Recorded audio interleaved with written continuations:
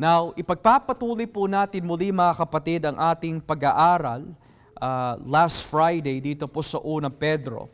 We have come to learn so far that ang iglesia o mga iglesia na nagsipangalat in different parts ng Asia Minor ay nakakaranas ng tinatawag na pag-uusig. Sila po ay pinalayas ni Emperor Claudius nung sila po ay nakatira sa Roma, at because of this, sila po ay nagsipangalat sa mga iba't ibang lugar at itinuring po sila bilang mga dayuhan, exiles, and foreigners. Subalit, ipinaalala po ni Pedro sa kanila that bagamat sila po ay nakakaranas ng iba't ibang klase mga pagsubok, lagi po nila tandaan na sila'y mga pinili ng Diyos. Lagi po nila tandaan na sila'y nilinis ni Kristo. At kumikilos pa rin ang banal na Espiritu sa kanilang buhay. Pero hindi lang po yon, pinaalala din po ni Pedro sa kanila ang rason kung bakit sila nakakaranas ng iba't ibang klase mga pagsubok at paghihirap. Dahil sila'y na kay Kristo, kung si Kristo ay nakaranas ng paghihirap, ganoon din ang mga anak ng Diyos na sumampalataya sa Kanya. Pero nonetheless, makikita po natin mamaya that sa kabila po ng lahat ng pagsubok na kanilang nararanasan, which hahantong po sa kanilang kaligtasan, nais ipaalala po ni Pedro sa kanila that yung kanilang nararanasan ay kalooban ng Diyos dahil itong kalooban ng Diyos na ito, which is their acceptance of the gospel, is not a brand new thing. Kundi yung kanilang nararanasan na pagsubok because of the gospel ay ipinahayag na noong sinaunang panahon pa, nung panahon ng lumang tipan.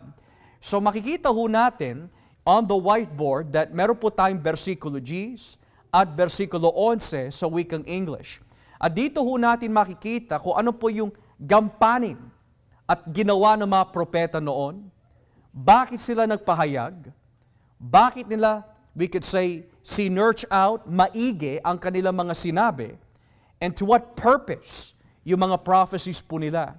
So simulan po natin dito sa talatang G sa wikang Tagalog. Sabi po dito, ang kaligtasang ito. So ano po yung kaligtasan na tinutukoy po dito? Well, kung itataas po natin ang basa sa talata 9, dahil tinatanggap nyo ang bunga ng pananampalataya nyo na walang iba kundi ang iyong kaligtasan. So in order for us to understand verse 10, kung ano po yung salvation na binabanggit po dito, it is the salvation na binabanggit po sa talata 9. Bakit po sila nakakaranas ng pagsubok? Bakit ang mga Kristiyano ay nakakaranas ng paghihirap? Dahil ito ay niloob ng Diyos so that kung sino man mananatili sa huli, ang mananatiling tapat hanggang the coming of Christ, ito po ay mauuwi at magre-resulta sa kanilang kaligtasan. Ngayon, ipapaliwanag po sa atin ni Pedro kung ano po yung uri ng kaligtasan na binabanggit niya ho dito. In verse 10, ang kaligtasang ito'y pinagsikapang saliksikin ng mga propeta noon. Or sa wikang English, concerning this salvation, the prophets who spoke of the grace that was to come to you searched intently and with the greatest care. So, masasabi ho natin, the subject ng talatang Gs ay yung mga propeta. The prophets. Sa lumang tipan, ang mga ginamit po ng Diyos bilang mga instrumento upang maipahayag ang kanyang kalooban ay walang iba kundi ang mga propeta. At ano po ang tungkulin ng mga propeta? We can say marami. Pero iisa lamang po ang kanilang responsibilidad regardless kung ano po yung gampanin na ibinigay ng Diyos sa kanila. And that was, ang trabaho at tungkulin ng isang propeta ay maihatid ang mensahe na ibinigay sa kanila ng Diyos. That's why we see in the Old Testament na ang trabaho po ng mga propeta ay harapin ang mga Israelita, harapin ang mga namumuno in those days, harapin ang mga hintil at mga paganong hari, pero ang number one responsibilities po nila tuwing hinaharap nila ang mga ito ay maibigay either yung babala or yung encouragement ng salita ng Diyos na ibinigay sa kanila mismo ni Yahweh. Yun ang trabaho ng mga propeta po noon, is to relay the authoritative Word of God sa mga tao who were the recipients of that time. So sabi po dito, the prophets who spoke of the grace that was to come to you. So, ang mga propeta, ayon po kay Pedro, hindi lang ho sila nagbibigay po ng pahayag sa mga tao sa panahon nila. Pero ang bawat hinahayag po nila had two references. Sa kanilang panahon at sa panahon na darating. Nagpapahayag po sila sa kanilang panahon at sa panahon na darating. How do we know this? Because ang nabanggit po dito ay yung mga salitang to come to you. So sino po yung you na binabanggit po dito? Walang iba kundi ang New Testament Church. So kung ang mga propeta na tinutukoy po dito ay tumutukoy sa Old Testament Church, ang kanilang mga binibigay na revelation mula po sa Diyos ay hindi lang para po lang sa kanila. Pero sabi po ng Biblia, ang mensahe na nagbibigay ng kaligtasan nung panahon po na yon na ipinahayag ng mga propeta ay hindi lang po para lang sa kanila, kundi this was to progressively be revealed to the New Testament Church. At sino po ang New Testament Church? Walang iba kundi tayo mga kapatid. Hindi lang po ito sa panahon lamang ni Kristo. Hindi lang po ito sa panahon lamang ng mga apostol. Pati na rin po sa ating panahon. Dahil nasa ilalim po tayo ng panahon ng New Testament Covenant. Amen? Kaya sabi po dito, ang kaligtasang ito'y pinagsikapang saliksikin ng mga propeta noon. The prophets who spoke of the grace that was to come to you searched intently and with the greatest care. So dito, nakikita po natin, hindi lang ho nagpapahayag ang mga propeta sa kanilang panahon, kundi ito po ay umaabot din po sa ating panahon, at hindi lang ho yun. Ang naging trabaho din po at nais ng mga propeta pagkatapos po nila magpahayag patungkol po kay Kristo, patungkol po sa Ebanghelyo, ito po ang kanilang ginawa pagkatapos. They searched intently and they searched with the greatest care. Nang ibig sabihin, habang sila po ay nagpapahayag under the inspiration ng banal na Espiritu, habang naisusulat po nila ang lahat ng pahayag na binibigay sa kanila ng Diyos, hindi lang po natapos doon. Pinag-aaralan nila maigi. Sino kaya ang tinutukoy dito? Kailan kaya mangyayari ito? Anong panahon na magaganap itong klaseng propesya? Ang sabi ng Biblia, hindi lang sila nagpapahayag, but they were searching carefully. At ano po yung paraan ng kanilang searching carefully na tinutukoy po dito? Walang iba kundi ang pag-aaral ng banal na kasulatan. Na magbibigay po ng isang magandang halimbawa ng isang propeta sa lumang tipan na pagkatapos po niya na makatanggap ng anumang klaseng pangitain, pinag-aaralan niya maigi kung kailan mangyayari at magaganap yung mga pangitain o pahayag na ibinigay sa kanya ng Diyos. Simulan po natin dito sa aklat ng Daniel, Kapitulo 9. The book of Daniel. Daniel chapter 9. Dito nakikita po natin, there are two instances kung paano po sinuri maigi ni Daniel ang mga sinulat ng mga propeta at yung pangitain na ibinigay sa kanya. Daniel Kapitulo 9, talatang 1. Daniel chapter 9, verse 1. Ito po ang sinasabi ng salita ng Diyos sa Daniel 9, verse 1. Si Darius na taga-Media na anak ni Ahasuerus ang hari noon sa buong Babylonia noong unang taon ng paghahari niya. Nalaman ko sa mga kasulatan na mananatiling giba ang Jerusalem sa loob ng 70 na taon, ayon sa sinabi ng Panginoon kay Propeta Jeremias. So Tito, ito po ay isang magandang halimbawa. Si Daniel bilang isang propeta nag-aaral din po siya ng salita ng Diyos. Pinag-aaralan po niya yung propesiya na binigay ni Propeta Jeremias patungkol po sa mangyayari sa mga Israelita within 70 years of their exile. So sabi po dito, pinag-aaralan po niya maigi, according to verse 1, noong unang taon ng paghahari niya, nalaman ko sa mga kasulatan na mananatiling giba ang Jerusalem sa loob ng 70 years. Sa anong paraan? Sabi po dito, ayon sa sinabi ng Panginoon kay Propeta Jeremias. So kahit ang mga propeta, pinag-aaralan din po nila yung mga prophecy ng mga ibang propeta. Kaya makikita po natin dito sa Daniel Kapitulo 12, tignan niyo po ang ginawa ng Diyos sa kanya sa Daniel Kapitulo 12, talatang 7.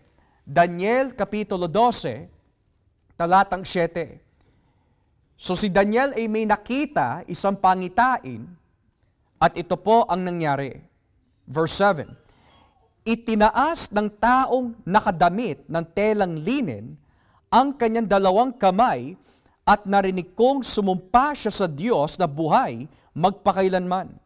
Sinabi niya, matatapos ito sa loob ng 3 taon at kalahati.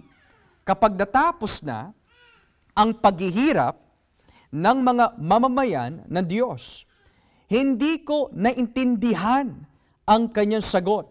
Kaya tinanong ko siya, ano po ba ang kalalabasan ng mga pangyayaring iyon?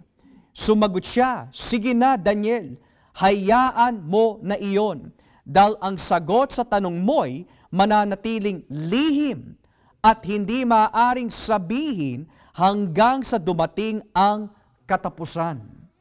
So dito nakikita ho natin, pinag-aaralan po ni Daniel ang mga propesiya na binigay po ng Diyos kay Jeremias. Pero nung nagpahayag ang Diyos kay Daniel ng mga ilang pangitain, hindi maunawaan ni Daniel kung ano po yung mga bagay na kanya nakita. Kaya nagtanong po siya, anong ibig sabihin ng mga pahayag na ito? Yun ang binabagit po ni Pedro. Nagpapahayag ang mga propeta at pinag-aaralan nila maigi ang mga binibigay sa kanila ng Diyos, subalit hindi nila alam kung kailan matutupad ito. Hindi nila alam kung ito po ba ay magaganap sa kanilang panahon or araw or era, pero sabi po dito, ayon po sa talatang 9, sige na Daniel, hayaan mo na iyon, dahil ang sagot sa tanong mo'y mananatiling lihim at hindi maaaring sabihin hanggang sa dumating ang katapusan. Now, in the time of Daniel, maaari naiisip niya, kailan kaya yung araw ng katapusan? Yung araw ng katapusan na binabanggit po ni Daniel ay walang iba kundi yung binabanggit ni Pedro dito, the prophets who spoke of the grace that was to come, yung tamang panahon, to you, searched intently and with the greatest care. So in other words, yung tamang panahon na ayaw ipakita ng Diyos kay Daniel sa panahon po na yon ay natupad sa panahon ng New Testament Church. So lahat ng pinapakita ng Diyos sa mga propeta, bagamat that they received it at their time, pero yung kahulugan, yung ibig sabihin na mga propesiya po na yon patungkol kay Kristo at sa kanyang pagkamatay and when He would be glorified, ay hindi nila mauunawaan at that time, kundi until the New Testament Church was born. So nung dumating na po ang bagong tipan na iglesia, doon lang natupad yung mga ibang mga propesiya na ibinigay po ng Diyos sa mga propeta.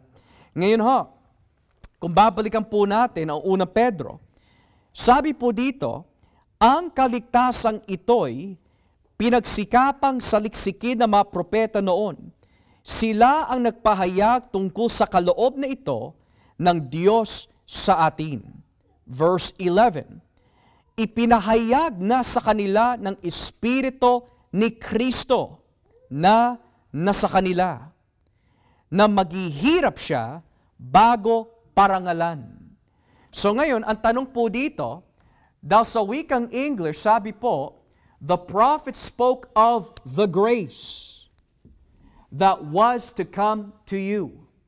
Now, itong biyaya na tinutukoy po dito ay hindi isang pagpapala sa material.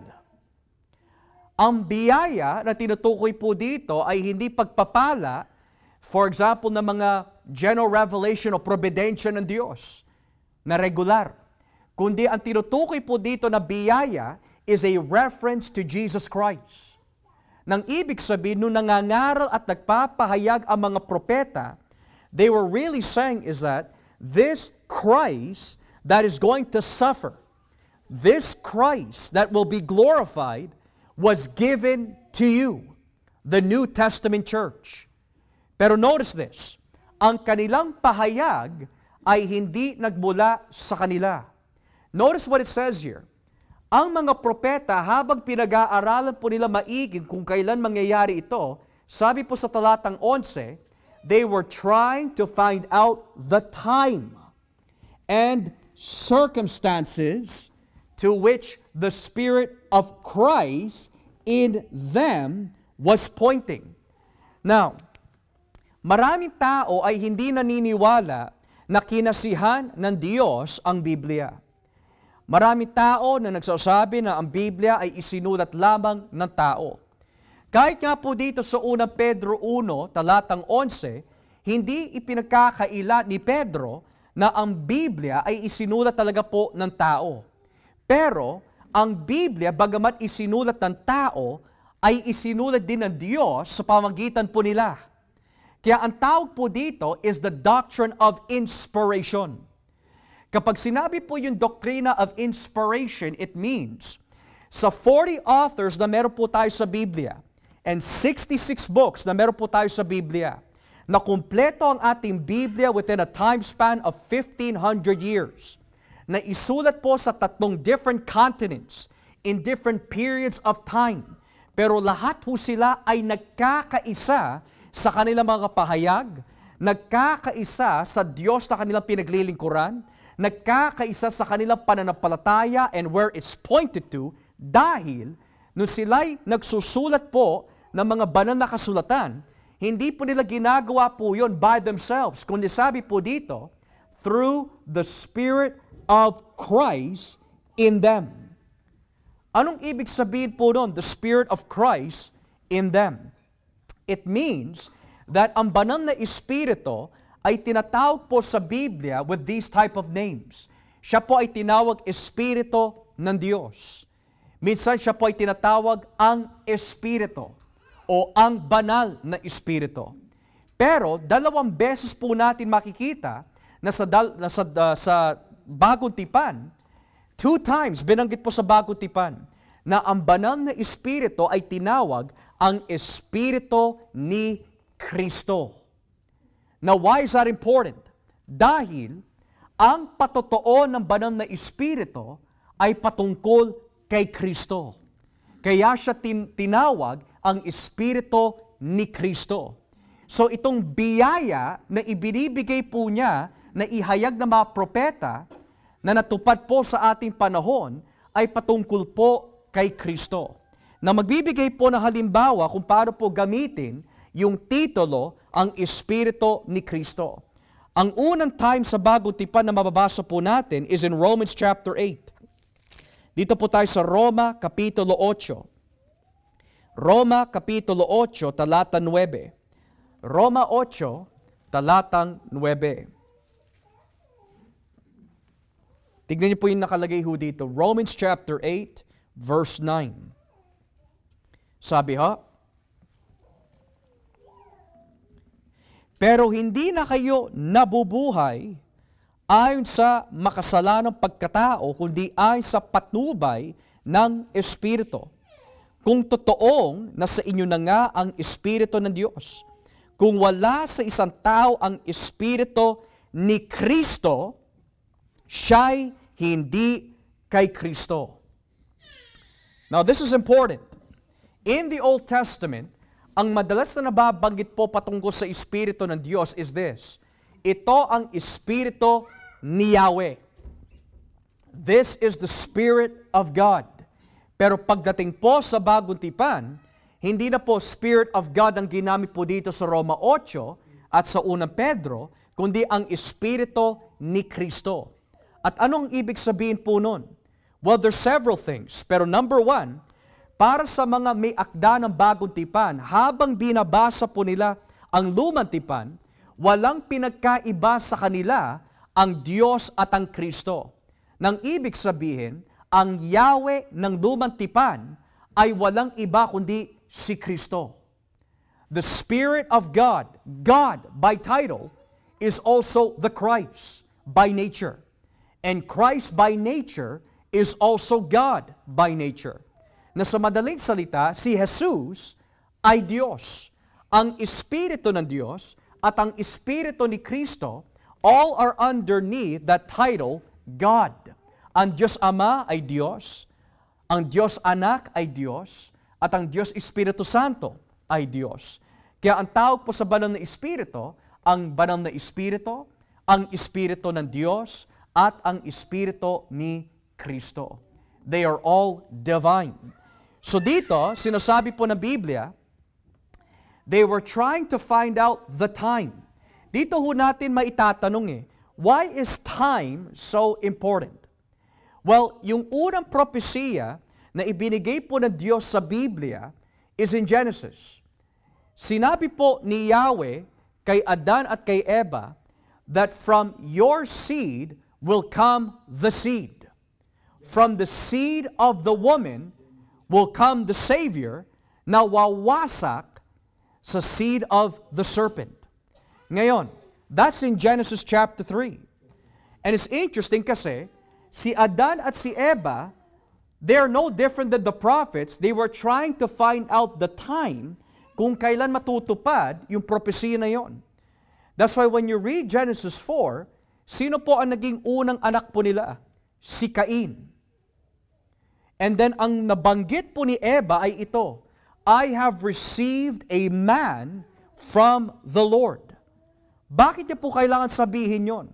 Dahil para kay Eva, as she was searching out the time, akala niya that yung propesiya na binigay ni Yahweh in Genesis 3 ay natupad nang dumating si Cain. But we've come to know, mga kapatid, ginamit ni Satanas si Cain upang patayin si Abel. So hindi natupad yung propesiya po na yon sa panahon po ni Cain. Hindi natupad po yon sa panahon po ni Adan o ni Eva. So every time may natatanggap po na propesiya ang mga lingkod ng Diyos, hinahanap po nila when this will take place. Pero here, sabi po dito, as they were finding out the time and circumstances to which the Spirit of Christ in them was pointing when he was predicting the sufferings of the Messiah. So here's what's important. Ano po yung biyaya na binabagit po dito na hinahatid po ng mga propeta? Well, ang biyaya or grace ay walang iba kundi ang Messiah. Yan ang lagi ho natin tatandaan. The grace or the gospel na pinaprophesy ng mga propeta noon ay patungkol sa Mesiyas, ay patungkol sa Kristo. Now, it's interesting kasi makikita po natin mamaya that itong mga salitang the Spirit of Christ in them o dahil kumikilos ang banal na Espiritu sa mga ito, dito ho natin makikita, lalo na po sa lumang tipan, hindi nagkakamali ang mga propeta at may akda ng bawat aklat sa lumang tipan sa kanilang mga ipinahayag. Lahat ay nagkakatugma. Wala sa kanila na hindi tinupad ng Diyos in the time of the New Testament Church. Kaya kung babalikan po natin ang unang Pedro, sabi po dito, sa talatang 11, ipinahayag na sa kanila ng Espiritu ni Kristo na nasa kanila, na maghihirap siya bago parangalan. So ang unang binanggit po dito is two things, the sufferings and the glories. So ano po yung sinusuri maigi ng mga propeta carefully kung kailan po ito magaganap, kung saan magaganap. Ano po yung hinahanap po nila? When this Messiah is going to suffer and be glorified.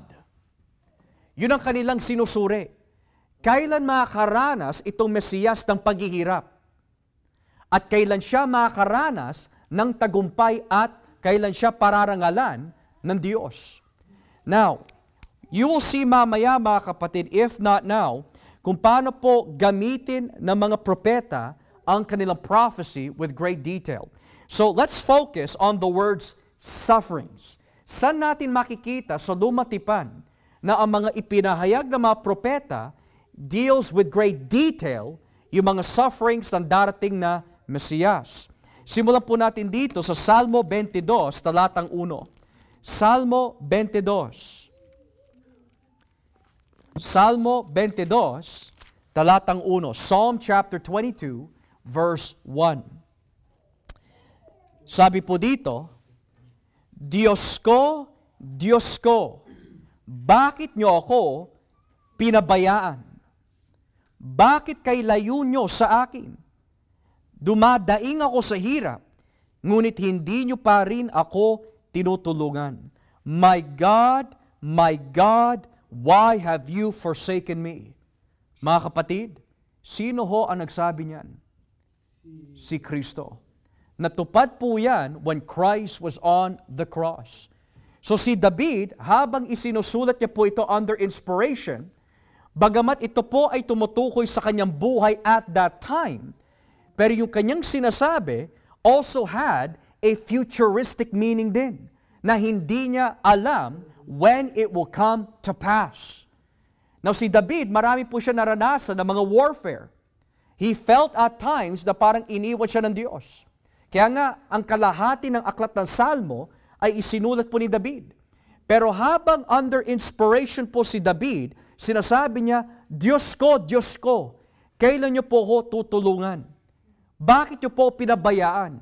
Sa first person, akala niya that was only for himself. But thousands of years later, yung palaho ay matutupad sa buhay ni Kristo. Pero hindi lang po natapos diyan. Talatang 7. Let's move down to verse 7. Bawat makakita sa akin ay nangungutya, nangaasar, at iiling-iling na nagsasabi, hindi ba't nagtitiwala ka sa Panginoon? Bakit hindi kanya iniligtas? Hindi ba't nalulugod siya sa iyo? Bakit hindi kanya tinutulungan? Saan po naganap po ito? Nung si Kristo ay nasa krus. Sino ho ang nangungutya sa kanya? Yung mga Pariseo at yung isang kriminal at yung isang magnanakaw, nilalait nila si Kristo. Sila mismo nagsasabi, hindi niya kaya iligtas ang kanyang sarili. So natupad po yan with the thief on the cross and the criminal beside Jesus. So, in that time, it wasn't fulfilled. Pero sa panahon po ni Kristo, natupad po yan. And then, sa talatang 18, baba po natin ang basa, in verse 18. Ang aking mga damit ay kanilang pinaghati-hatian sa pamagitan ng palabunutan. In English, they divide my clothes among them and cast lots for my garment. Saan po yan natupad?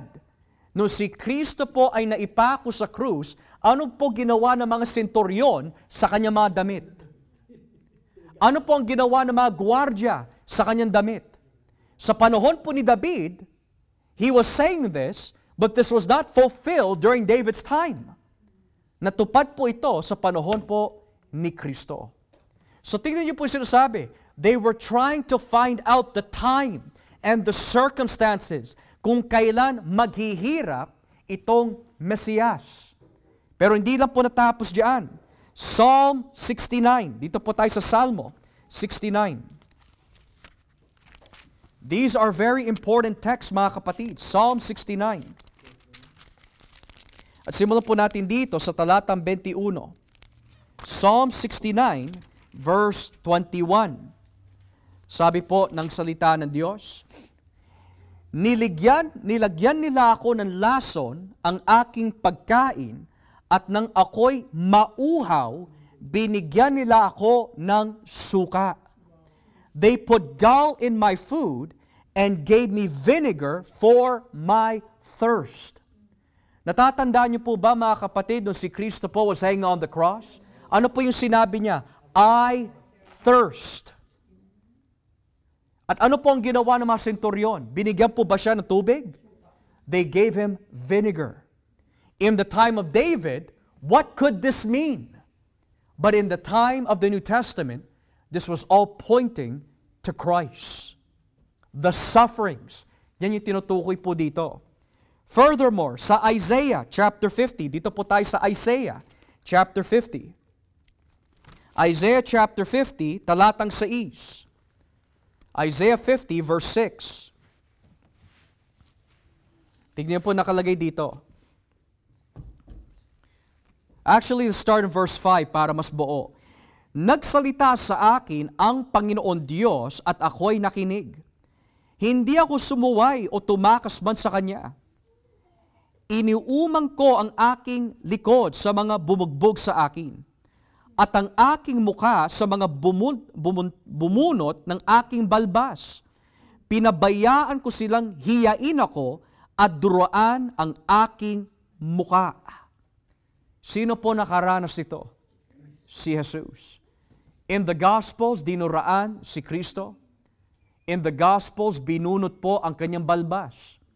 During the time of Isaiah, he must have been prophesying and thinking, when will this happen? Natupad po ito sa buhay ni Kristo. Furthermore, kung babasahin po natin sa chapter 52 ng Isaiah, chapter 52, it gets even more detailed. Talatang 13, Isaiah 52, verse 12, or verse 13. Sinabi ng Panginoon, ang aking lingkod ay magtatagumpay. Magiging tanyag siya at pararangalan. Marami ang magugulat sa kanya dahil halos mawasak na ang kanyang mukha at parang hindi na mukha ng tao. Sino ho yan? Si Kristo. Biro niyo po mga kapatid, as Isaiah is prophesying this, who knows what was going in his mind?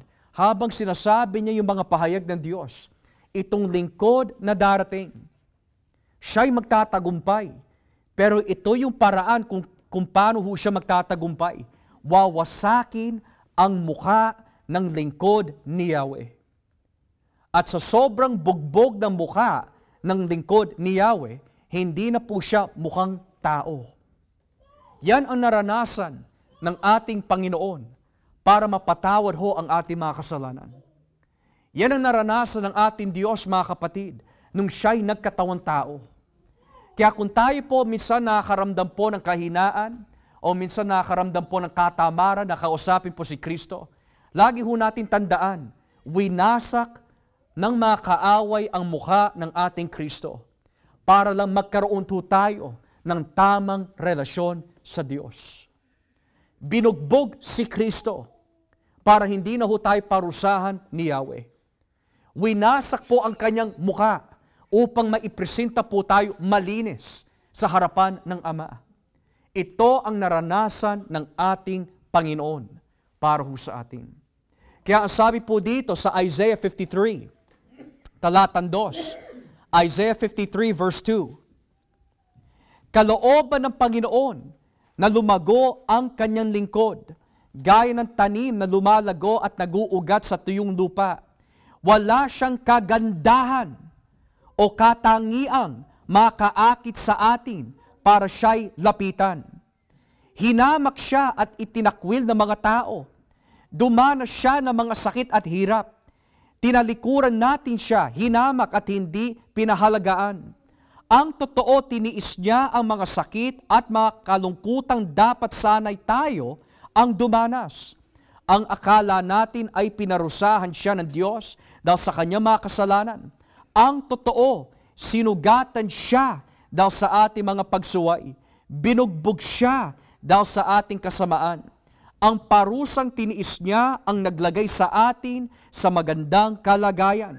At dahil sa mga sugat niya ay gumaling tayo. Ano ho ang sugat na binabanggit po dito? By His stripes we are healed. Ano ho ang tinutukoy po dito na healing?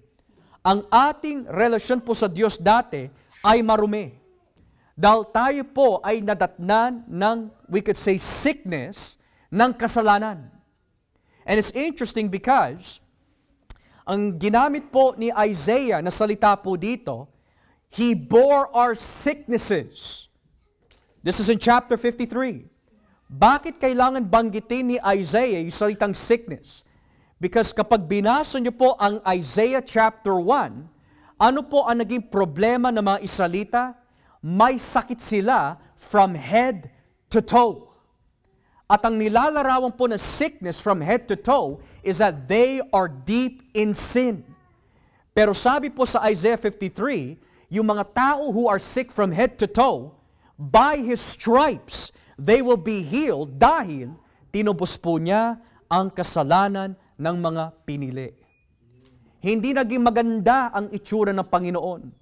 Binugbog siya, winasak ang kanyang mukha, siya na po ang bumitbit ng ating mga kasalanan. Bakit po? Para matupad ang mensahe ng Ebanghelyo na ihahatid sa kanyang iglesia. Which in English, who spoke of the grace that was to come to you. Isaiah 53 is for you, mga kapatid. Isaiah 52 was made for you. Psalm 22 was for the church. Lahat ng naranasan ng Panginoong Hesukristo ay kaligtasan para ho sa atin. At habang nagpapahayag ang mga propeta, kailan mangyayari ito? Bubugbugin siya, wawasakin ang kanyang mukha, kailan mangyayari ito? And the Bible says, hindi pinintulutan ng banal na Espiritu to reveal it to them in that hour and in that time, but to reveal it in our hour, in our time. Dahil mahal ng Diyos ang kanyang iglesia. Kaya nga sabi po sa Efeso 1, bago pa man likhain ang mundo, pinili na tayo ng Diyos. Bakit po? Dahil minahal niya tayo. He loved you before He created you. He loved you. He chose you out of love. And He demonstrated that love through the plan of God when Christ would die for the church. Now, we seen Isaiah 52. We also saw Isaiah 53. Basahin naman po natin dito sa Zechariah chapter 12. Zechariah. The great book of Zechariah chapter 12. Talatang Gs. Zechariah chapter 12 verse 10. Tignan niyo po nakalagay dito. Bibigyan ko ang mga angkan ni David at ang mga taga-Jerusalem ng espiritong maawain at mapanalangin. Pagmamasdan nila ako na kanilang sinibat at iiyak sila katulad ng magulang na umiiyak sa pagkamatay ng kanilang kaisang-isang anak o anak na panganay. In English, they will look on me, the one they have pierced, and they will mourn for him as one mourns for an only child, and grieve bitterly for him as one grieves for a firstborn son. Kailan po natupad ho ito? In the Gospel of John, makikita ho natin nung si Kristo po ay naipako sa krus.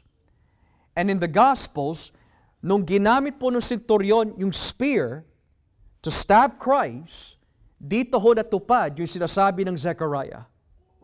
Di ba ang lumabas po sa tagiliran ng ating Panginoon ay dugo at tubig? Lahat po yan ay natupad in the life of Christ. So yung sinasabi ni Zechariah, na titingin sila on the one whom they pierced, is a reference sa mga taong who've crucified the Lord Jesus Christ. Now, Zechariah chapter 13. Chapter 13, verse 7. Zechariah 13, talatang 7. Sinabi ng Panginoong makapangyarihan, ihanda ang espada, patayin ang pastol ko na lingkod, patayin siya at mangalat ang mga tupa, ang abakong mga mamamayan, at parurusahan ko sila. In English, awake, sword, against my shepherd, against the man who is close to me, declares the Lord Almighty. Strike the shepherd, and the sheep will be scattered, and I will turn my hand against the little ones. Now, kailan po nagtupad ho ito? Natatandaan niyo po ba, mga kapatid, nung inaresto ang ating Panginoon Hesukristo?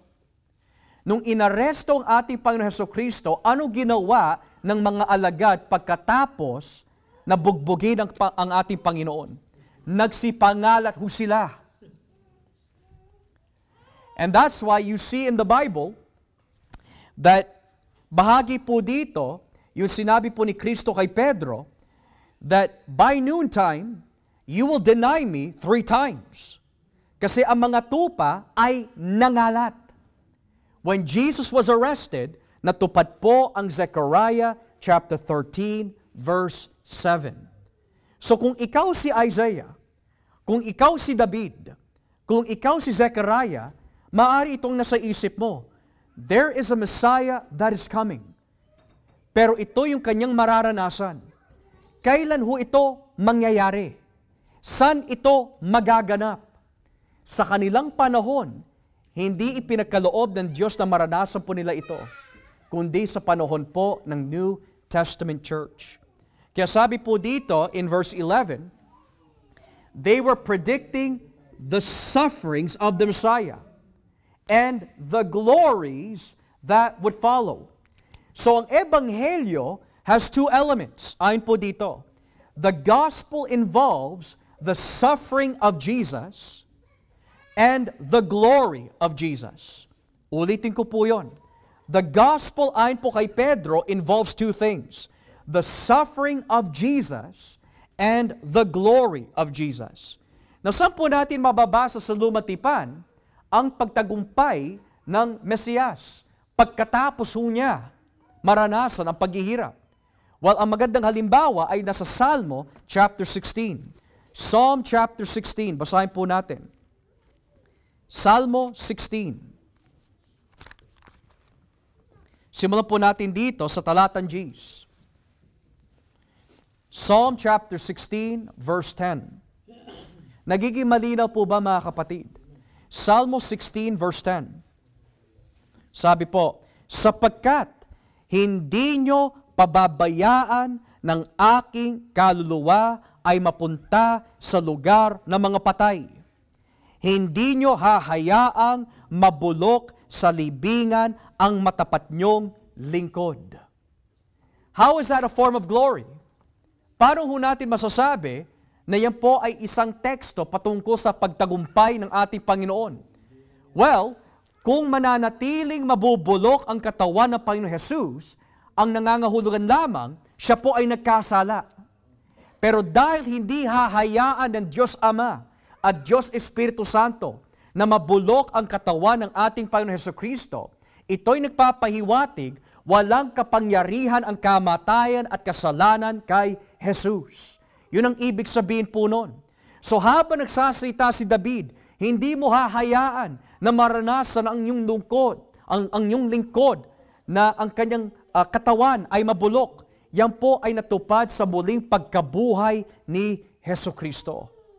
Kaya nga, mga kapatid, when the King James Version says, He descended into hell, that's not a reference to the lake of fire. That's not a reference to the place of torment. Ang tinutukoy po dito ay yung lugar ng mga patay. It's a reference to the grave.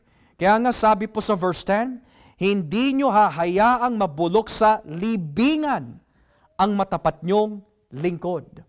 And after 3 days, sabi po ng Biblia, wala na po si Kristo in the tomb. Wala na po si Kristo in the grave. Another reference na ipinahayag po ng mga propeta referring to the glories of Christ ay mababasa po dito sa Daniel, Kapitulo 7. Basahin po natin. Daniel, Kapitulo 7. Daniel chapter 7. Simulan po natin dito sa talatang 13. Daniel kapitulo 7, talatang 13. Sabi po ng Biblia, pagkatapos, nakita ko ang parang tao na pinaliligiran ng ulap. Lumapit siya sa Diyos na nabubuhay magpakailanman. Pinarangalan siya at binigyan ng kapangyarihang maghari. At naglingkod sa kanya ang lahat ng tao sa iba't ibang bansa, lahi at wika. Ang paghahari niya ay walang hanggan at walang makapagbaksak ng kaharian niya. So isipin niyo po ito mga kapatid, kung ikaw ay isang Hudyo, lalo na kung ikaw ay isang propeta sa panahon po na dumatipan, nagpapahayag sa iyo ang Diyos patungkol sa Mesiyas. Siya'y magtatagumpay, siya'y magtatagumpay. Pero meron din ipinapahayag ang Diyos na siya ay maghihirap din. Now think about that. The Messiah that is to come will be victorious. The Messiah that is to come will reign forever. Pero hindi po natatapos doon. The Messiah that will reign, the Messiah that will have victory, ay makakaranas din ng paghihirap. Mawawasak ang kanyang mukha. Pero sabi po dito, bagamat na mawawasak ang kanyang mukha, hindi siya hahayaan ng Diyos na mabulok ang kanyang katawan. Bagamat siya'y nilait at nangutya ang mga tao laban sa kanya, pagdating sa Daniel, ang lahat ng tao ay luluhod sa kanya. Kaya ayon po sa mga ilang mga ngaral, ito po ang kanilang sinabi. Yung senturyon na nangutya at nanglait kay Kristo, pagbalik po ni Kristo sa araw ng paghuhukom, haharap ang senturyon na yon. As Jesus stood before Pontius Pilate in his incarnation, Pontius Pilate will stand before Jesus at the great white throne. Kailangan makaranas muna si Kristo ng paghihirap before the glory to come. So bakit niya pinapalakas ang iglesia by taking them to the Old Testament? Ito ang rason. Church, nararanasan mo ang paghihirap, pero hindi matatapos diyan ang storya ng Diyos para sa inyo. As Jesus went through suffering and received glory, you will go through suffering and will receive glory. At sino po yung glory na yon? Makakasama po natin ang ating Panginoong Hesukristo. Hindi po pwede ibibigay na agad yung crown sa atin. At sabi ng Biblia, bear the cross. And when you bear the cross, the outcome of your faith through the trials will be the salvation of your souls. So ngayon, now that we understand this part, balikan po natin ang unang Pedro.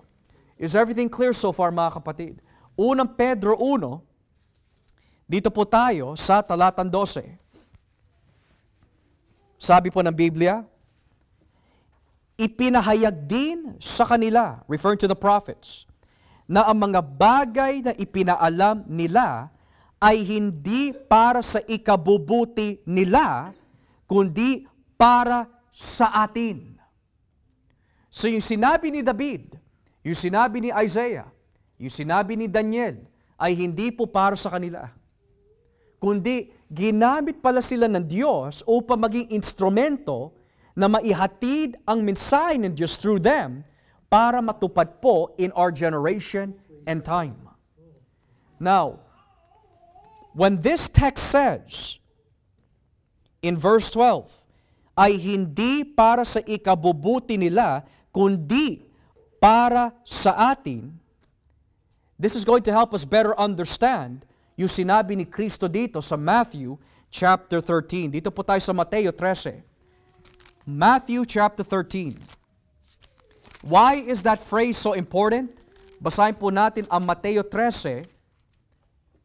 At simulan po natin dito mga kapatid sa talatang 16. Mateo 13, talatang 16. Tignan niyo po nakalagay dito. Ngunit, mapalad kayo dahil nakakita kayo at nakaunawa. Sinasabi ko sa inyo ang totoo, Maraming propeta at matutuwid na tao noon ang naghahangad na makakita at makarinig ng nakikita at naririnig ninyo ngayon. Pero hindi ito nangyari sa kanilang panahon. So sino po yung nakakaunawa ng gospel? Tayo, mga kapatid. Paano ho natin nauunawa ng lumang tipan? Dahil ipinahayag na sa atin ng Panginoong Hesukristo. So kung nauunawaan po natin ang kaligtasan na ipinahayag noon, na nagiging malinaw sa atin dahil ito'y tumutukoy kay Kristo, ang sabi ng Biblia, ang pinakamapalad na tao ay hindi yung mga propeta noon, kundi tayo.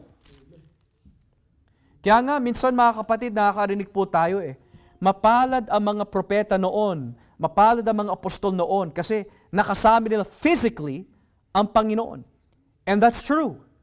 Pero mismo si Kristo nagsabi, mapalad tayo dahil hindi pa natin nakikita si Kristo physically, pero sumampalataya na tayo.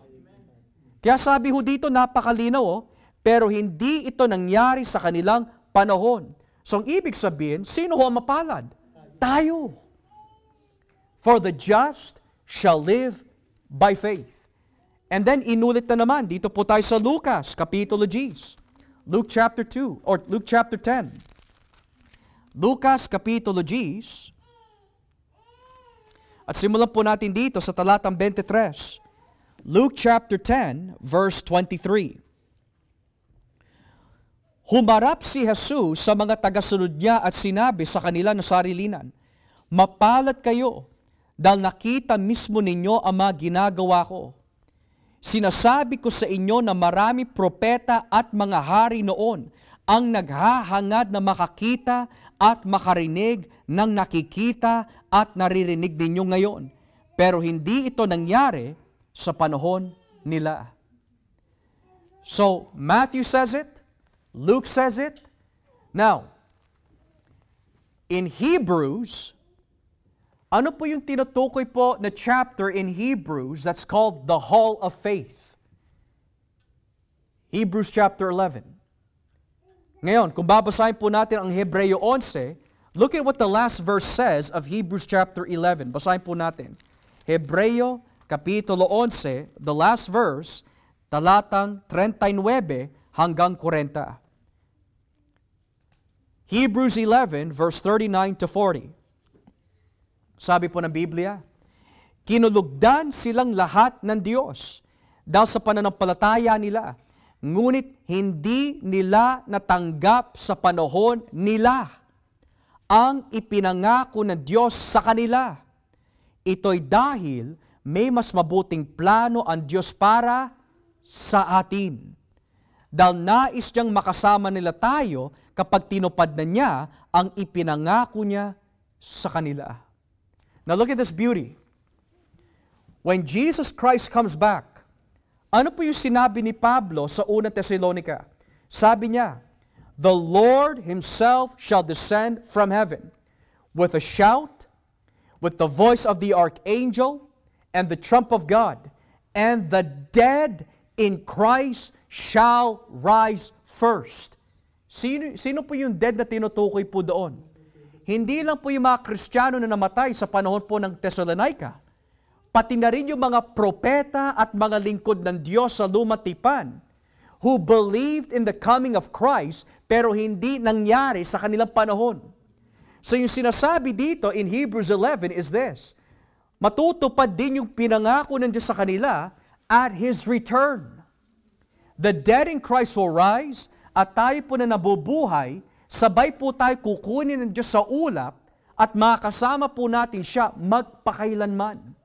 The Old Testament church, the New Testament church, sa rapture of the church, sabay-sabay po tayo kukunin ng Panginoong Hesukristo.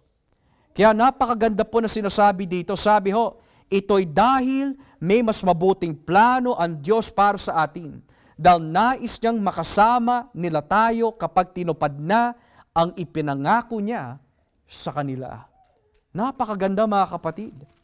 Ngayon, as we continue verse 12 of 1 Peter 1, sabi po dito, ipinahayag din sa kanila na ang mga bagay na ipinaalam nila ay hindi para sa ikabubuti nila, kundi para sa atin. At ngayon, napakinggan nyo na sa mga nangangaral ng magandang balita. Ang mga ipinahayag nila, nagsalita sila sa inyo sa pamagitan ng kapangyarihan ng banal na Espiritong isinugo sa kanila mula sa langit. Kahit ang mga anghel noon ay nagnais maunawaan ang magandang balitang ito na ipinangaral sa inyo. Two things to notice. Ang Biblia, dahil iisang author lamang po yan, and that is God, iisa rin po ang storya. I'll give you an example. The book of Genesis begins with creation. The book of Revelation ends with new creation. The book of Genesis begins with marriage. The book of Revelation ends with marriage. The marriage supper of the Lamb. In the Old Testament, ang ginamit po ng Diyos ay mga propeta upang ibigay yung mensahe na hindi po matutupad sa kanilang panahon, kundi matutupad po sa panahon ng New Testament.